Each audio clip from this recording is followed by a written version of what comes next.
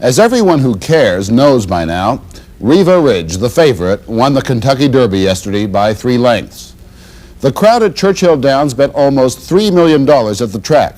Across the country, many millions more were bet on the race, most of it illegally.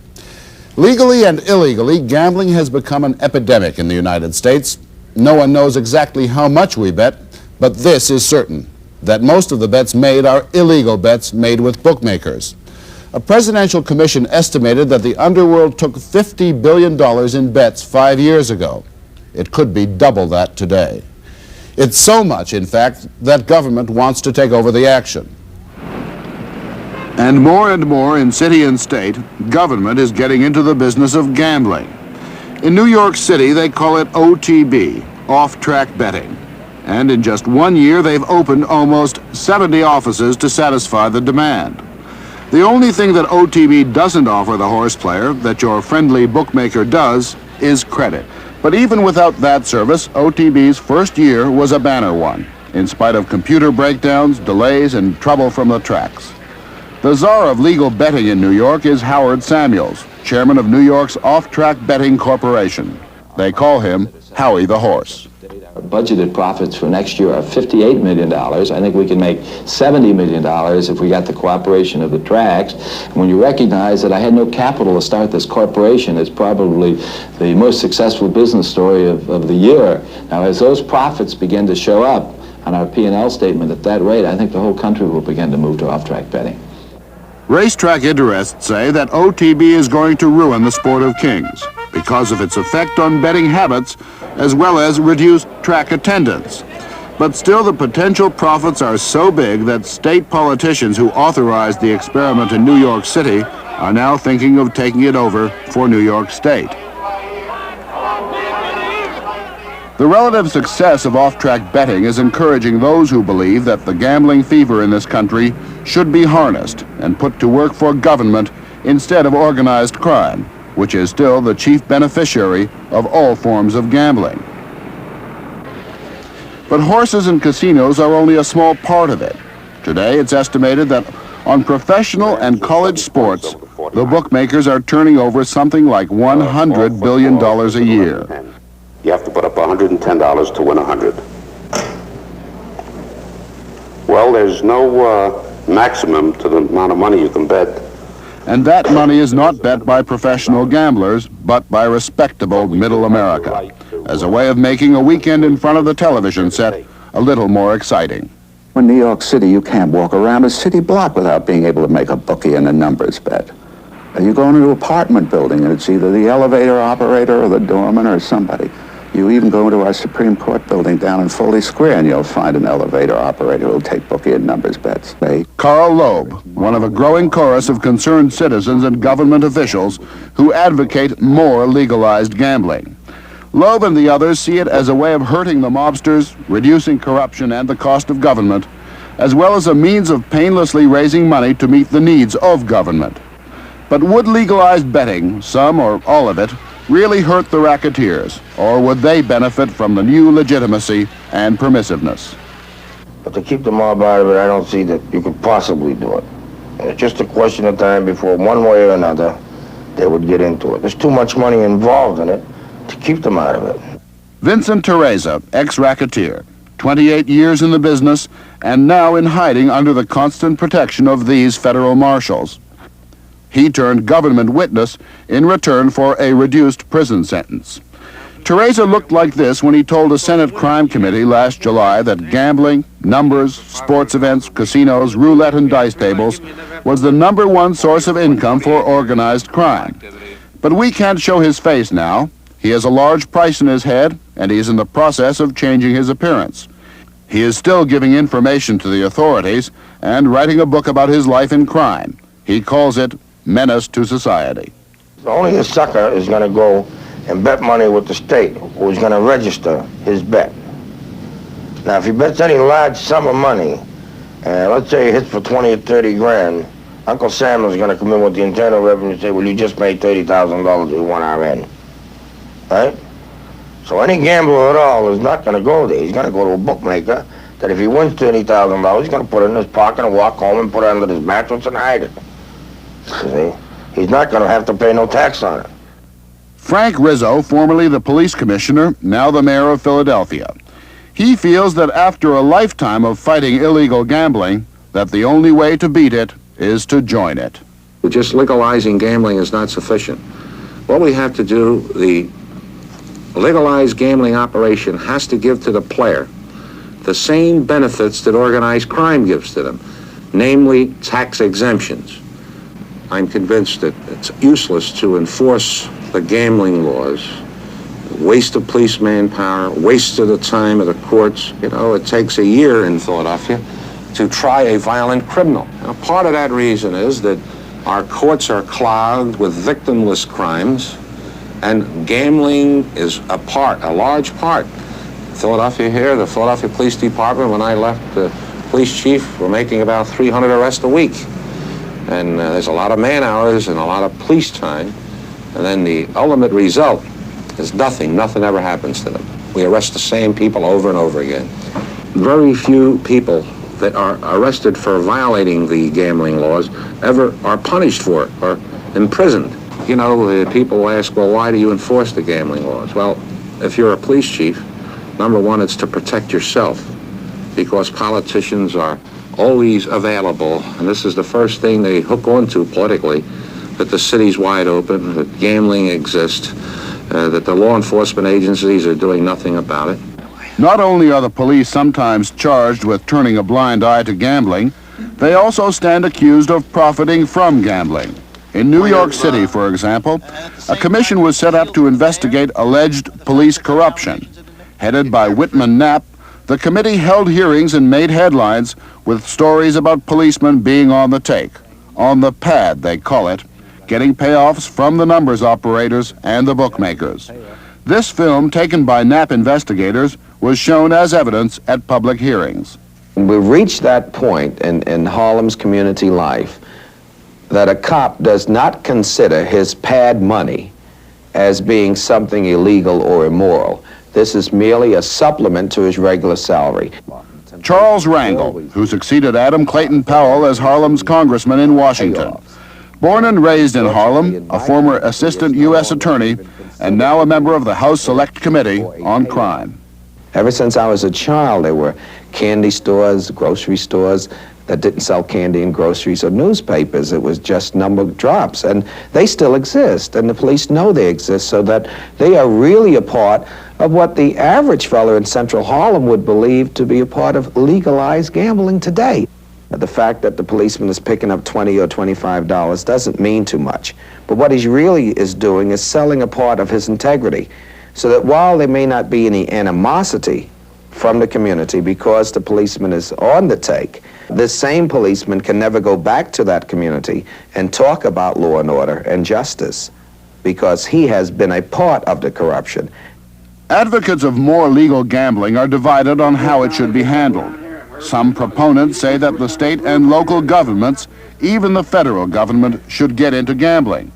Legal gambling of one sort or another already exists in 34 states. 6 states have lotteries bringing in revenue, although not as much as they would like.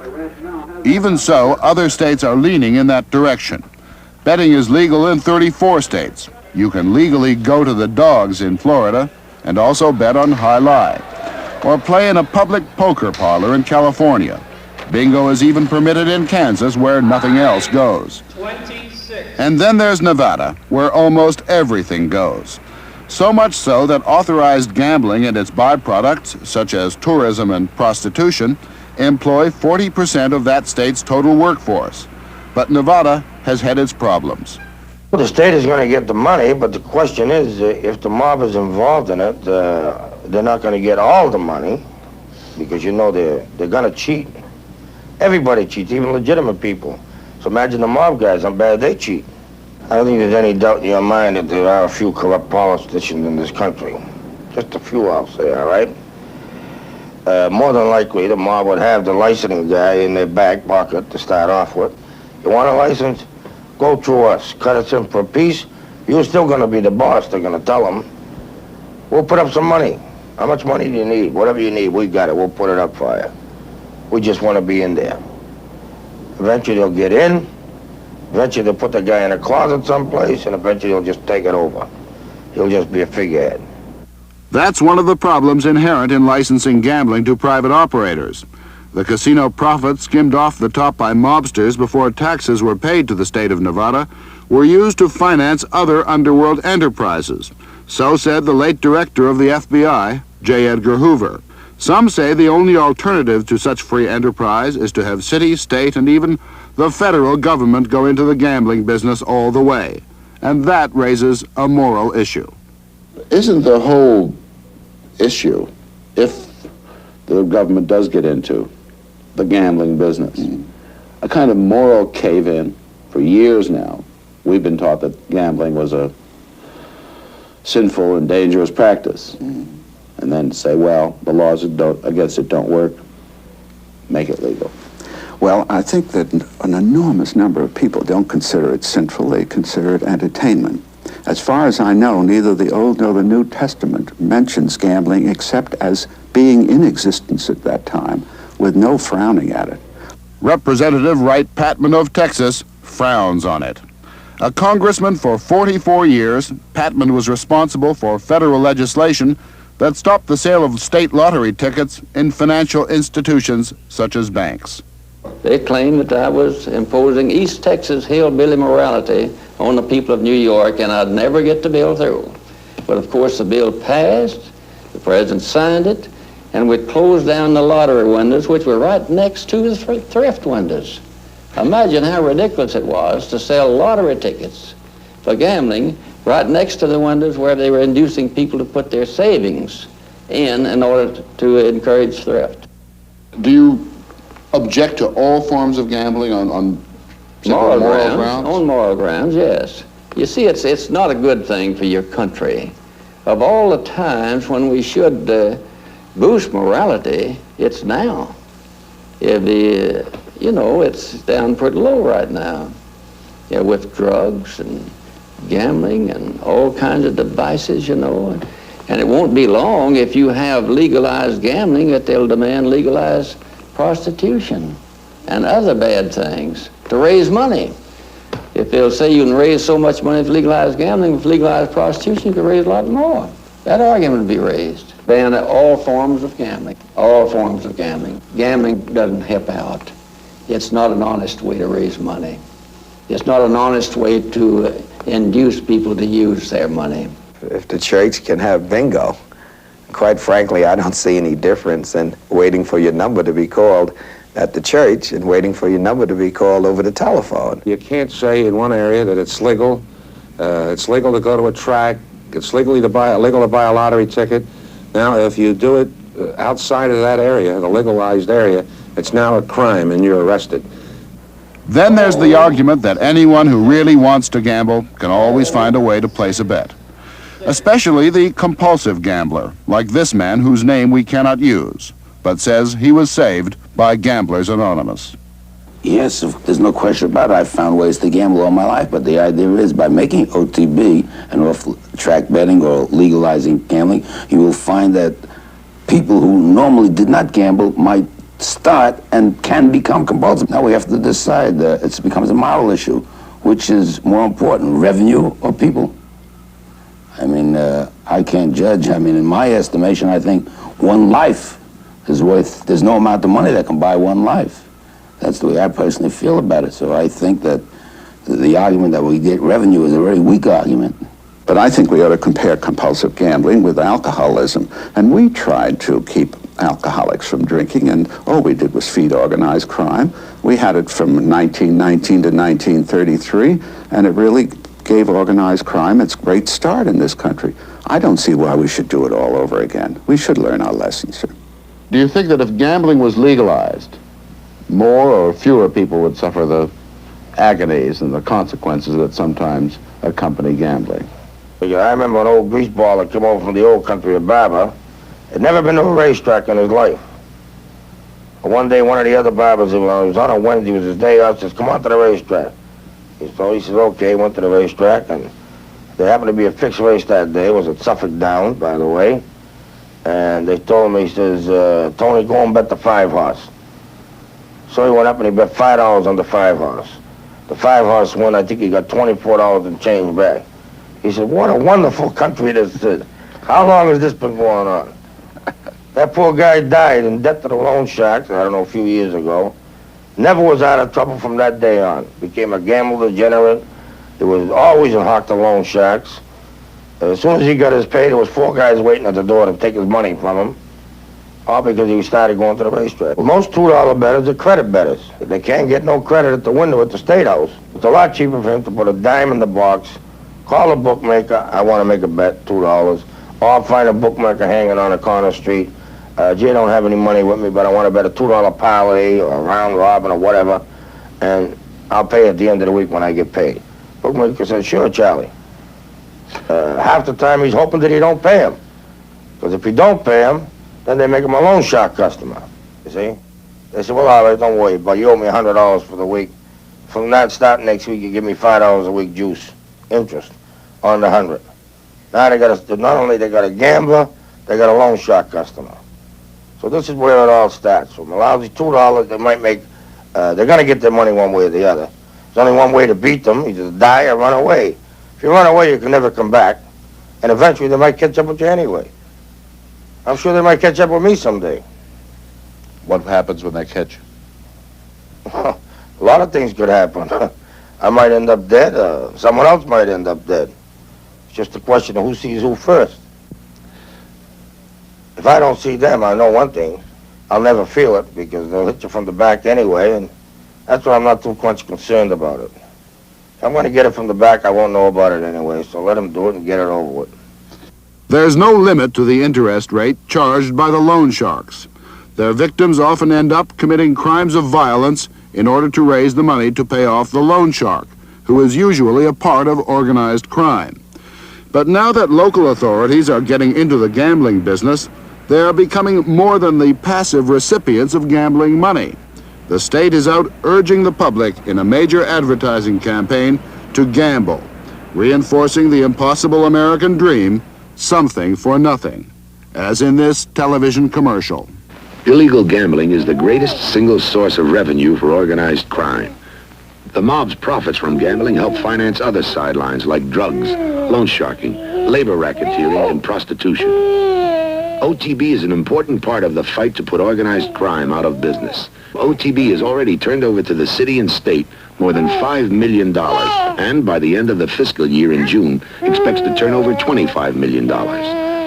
Today, OTB provides jobs for over 2,000 New Yorkers, has opened more than 50 offices, and is already one of the largest retail businesses in New York City. Not bad for a 1-year-old. While Carl Loeb wants to see legal gambling, he's against encouraging people to gamble. But I would suggest that in every place where the government is operating gambling, we have signs saying, you can't win. That's why organized crime, incidentally, was in this business, because they only bet on a sure thing. And have signs around, don't bet, because you can't win. But if you're going to bet, bet with us, because the money goes into the government where it's still usable for you. We are you. At this moment, I have research underway, going on right now, to determine just what steps the Congress can take to curtail, if not stop, the raising of revenue through gambling. It's my intention to push legislation which will put an end to the gambling craze if it's possible to do it. There's 2 people left in the world, just 2. If they drop the bomb tomorrow, there's 2 people. One will be betting the other who died first.